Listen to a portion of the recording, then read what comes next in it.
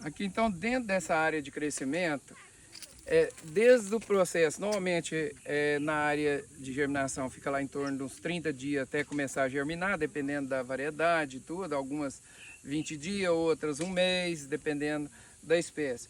Passando para cá é a área de crescimento, ou seja, essa muda vai ficar nessa área de crescimento até o momento que ela adquiriu o porte de ir para o campo, que ela já tem resistência de ir para o campo. Então, nessa área, todos os tratos culturais são feitos aqui.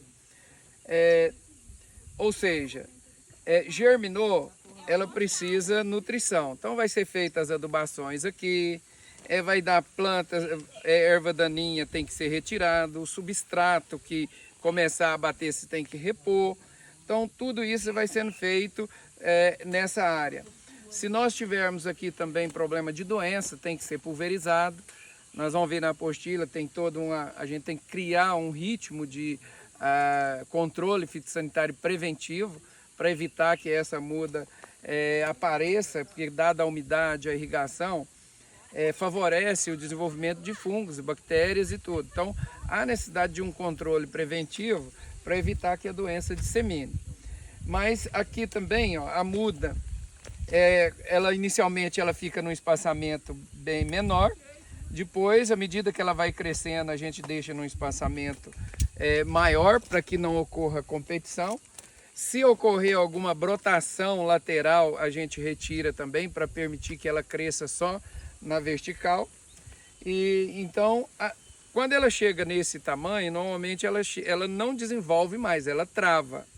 Porque nós temos uma limitação de ocupação aqui do sistema radicular, né? Porque nós temos uma relação copa-raiz.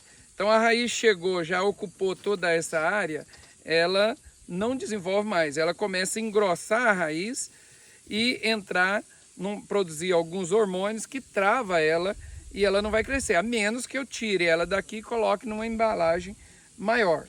Então não adianta adubar, não adianta, porque nós temos a relação copa-raiz. Então, ou seja, como nós usamos um recipiente pequeno, ela tem um tempo limite aqui também, que é a ocupação de todo o tubete.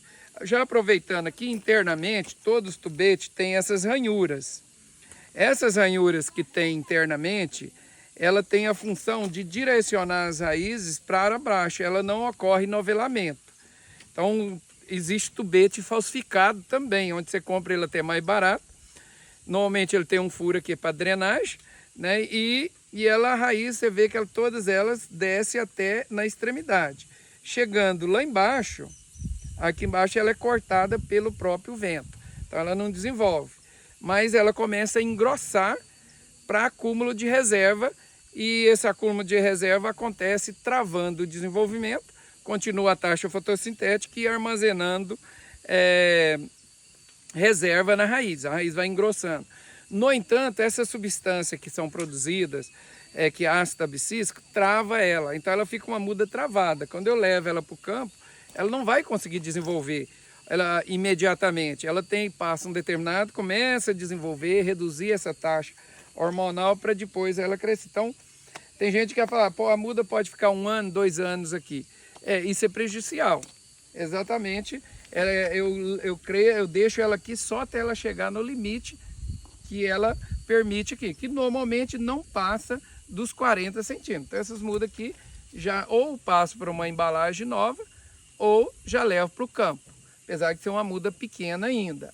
Então, aqui é uma área que nós chamamos de tratos culturais. Normalmente, quando é feito aqui, a gente coloca o dia que foi feito o plantio, a gente coloca uma plantinha, então se verificar para trás, todas elas, nós temos uma plaquinha com a data e o nome da espécie que foi plantada e que está desenvolvendo. Aqui nós temos trabalho, então, iniciação científica, nós temos alguns trabalhos, a muda que já poderia ir para o campo também.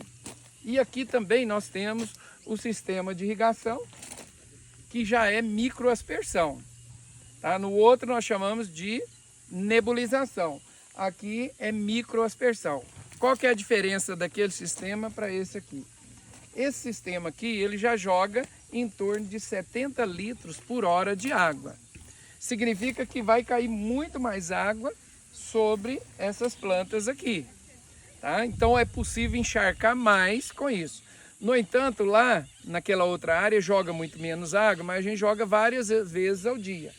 E aqui, então lá chega a 8, 9 vezes, mas em pequena quantidade. Aqui eu já faço 4, 5 vezes, uma quantidade maior.